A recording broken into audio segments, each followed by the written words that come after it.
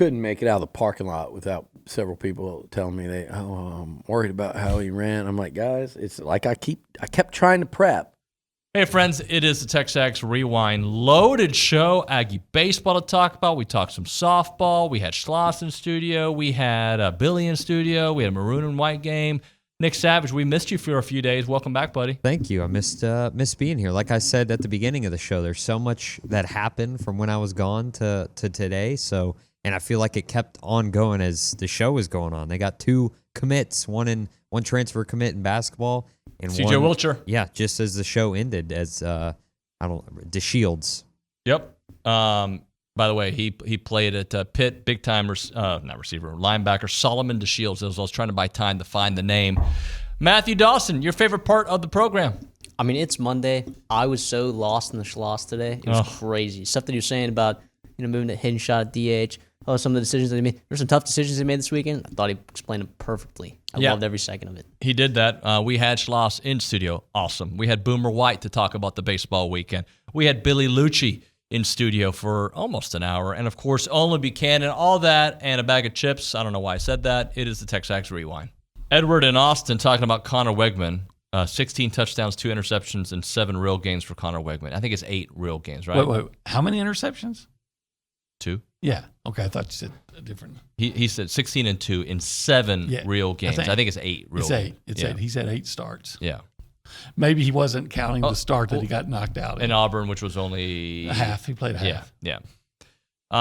What do you think will be the number 2 quarterback based on what you've heard this spring? Matt in San Antonio. I think that's probably better for Billy, but what I'll say about that is Jalen Henderson, like Connor doesn't lose his spot because of injury. Jalen Henderson doesn't lose his spot because of injury. Although Marcel Reed, if you keep playing like that, you make it a conversation. I would guess, and I don't want to guess this, right? I don't want to, but I would guess the backup quarterback will be Marcel Reed.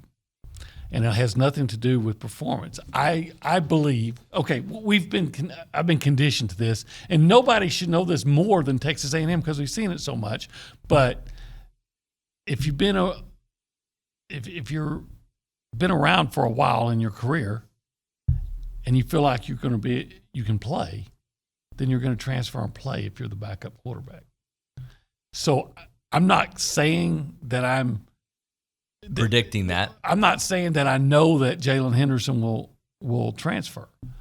I'm just saying that history has shown me at Texas A&M and throughout college football that if you have a guy who's an upperclassman and he feels like he can play, and Jalen Henderson certainly showed that he can play, I personally just start thinking, okay, the clock's on. Now, hopefully he won't, but I have to look at it realistically, and the clock's on an upperclassman. The window ends at the end of the month, right? I think it just, I think so. Dawson, will you double check that, fact check that when the window closes? Because if I'm Texas A&M, I'm just thinking after the spring game, if there are, and I'm saying this for all programs, not just A&M, this is where I think people, when they kind of get a sense of where they are in the program, would be like, you know what, maybe I should look to see what's out there. They thought we were going to be fine to play the first game, and then right before the game started, they said, well, we need to wait a little bit. And then they said, now it's blowing up. We don't want to start a game and get a pitcher burned for maybe like Prager or their guy burned for an inning and then be stuck. So it was either wait till 10 o'clock and start a game or go the next day. And then they said, well, the best chance of rain on Friday was between 2 and 6. And I said, well, we should start at 11 and make sure we get one game in. And then if we have to have a split doubleheader, meaning we would run back to the hotel and then come back, that's fine. We're here all day. So we played the first game, won, and then the second game, they said, we're looking good for another 3 to 4 hour window. And then I can't even remember. I just know we were winning, maybe 6, 7, 8 runs, something like that. And in about the 7th inning, I saw the girl that runs the game ops for Alabama walk out and talk to the crew chief, Scott Klein. And I went out to the home plate umpire and said, hey, I want to know what that conversation's about. And he came back and said they think we have about 20 to 30 minutes before we're about to get smoked. Well, and we had already been told that Saturday they thought was going to be the worst day of weather. and you're not allowed in the SEC, if your series is set up Thursday to Saturday, even if you have a charter flight, even if you're busing home, it doesn't matter. You cannot extend it to Sunday. You get your 3 days. That's it, to get the games in. So I'm sitting there, and we can talk more about Alabama's team and how awesome their team is, how offensive they are. A lot of our pitchers weren't the greatest matchup to them, and we can talk about that. So I'm sitting there with the lead and a chance to win a series. And if that rain would have come, who knows what we were facing. And I was like, do we just go ahead and get this over with? Evan is usually really efficient with his pitches. And so we let him throw the first inning to get us out of it at a couple pitches. And then we had a chance to get the 10-run rule and didn't. And I was like, if he can hold him down, maybe we can, So anyway, I burned that bullet. It wasn't really burning a bullet. I think he threw 30. At one point, it was at 21, and he didn't get the last out, and it ran him to 30. So we just went ahead and did it, and then we scored some more, and obviously then Weston Moss finished the game. And I was also obviously counting on Lampkin giving us a little bit more length than his bullpens going into the week. Max felt really good about. It's ridiculous. I was looking at their batting average. I think everyone's hitting 300 with 2 guys, and those guys are maybe 280, 290. But what really has done wonders is not only his shot kind of got back into the groove of things, had a little lull there, but when you put Jackson Appel behind, the 3 monsters, you immediately protect them all.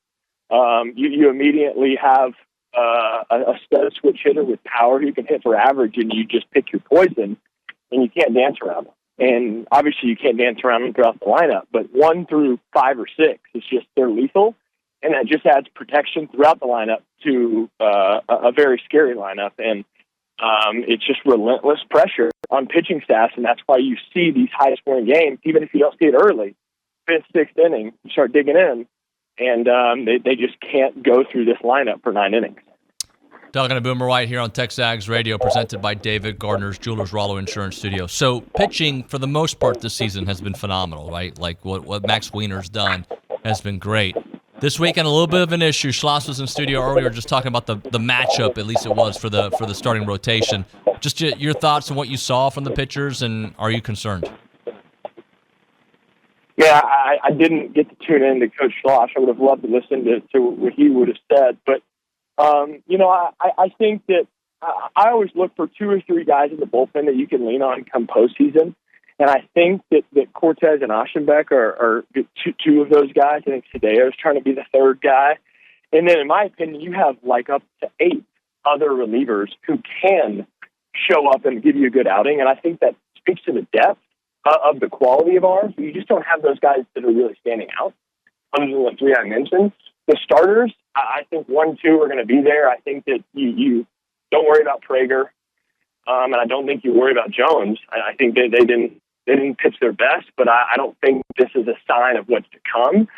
I think Sunday's where you gotta look to, and I don't know if Justin Lampkin's going to be in the rotation for weeks to come, but I do think you have so many different style arms. You have submariners, you have lefties, righties, power arms that you can almost do a pitcher by committee. This was my take. I'd like for you to take the baton from it. Okay. Don't read into Connor Wigman's numbers. Read into his body. Read into his movement. Read into how he looked. I saw a quarterback that moved very well considering what he's coming back from. I couldn't make it out of the parking lot without several people telling me I'm worried about how he ran. I'm like, guys, it's like I kept trying to prep, which was if you would have seen him 2 weeks ago and if you'd seen him a month ago and you saw him the last couple practices, you would just sit there and go, this is what that looked like. And so why would it not look like that moving into the off season? Like, it just common sense of it. Sure, you'd love your QB1 to look 100% and not 75, not 80, not whatever. But he practiced every day. He was with the ones, got the overwhelming majority of those reps, and went out there and played in the spring game. It's fine, like that part. The thing was, he had almost none of all the receivers were on the other team. The split O-line is a disaster for a game going up against this D-line. For cohesion, Because the all that, D-line can go too deep. That was even without Shamar Yep. Turner, who might be your best guy. That was without, and I say might because you got Nick Scorton and Shamar Stewart who's doing this. So one of your three best, let's say. I mean, but that was without him. That was without Rylan Kennedy, who had a good sprint. I mean, you still go too deep. So it's a tough matchup to split apart your O-line and then say, okay, now we're going to put you up against this D-line. So that was a tall task for Wigman. Yeah. Saw that one series there where it was like second and short, and by himself, Nick Scorton turned it into 3rd and long and 4th and really long, and Wigman had no chance. So it was like one of those days there. And it was, the draft thing. I don't know. We may have to question Torian York's drafting skills when you sit there and go, what you got to get the guy some receivers desperately. All right, Dawson, tell the people what to do and tell them that they can do it with or without something pink on. All right. Well, you can do it without something pink on, but I would highly recommend that you do. It's a color that looks good on people sometimes. I would I would subscribe. I would share this stuff. And you know what I would do? I would comment in the comments right now, happy birthday, Nick Savage. Oh, we weren't supposed to say that. He doesn't. Sorry, Nick. Happy birthday, buddy. Thank you. If Appreciate everybody it. can flood his inbox, his DMs, the YouTube, on Twitter, just everybody let him know how much they love Nick Savage and happy birthday. That'd be great. He loves attention. If there's He one does. thing I've known about Nick, it's he loves attention. And he's Negative. locked in. Well, that is a fact, David. I am always locked in. All right. We'll see you next time, guys.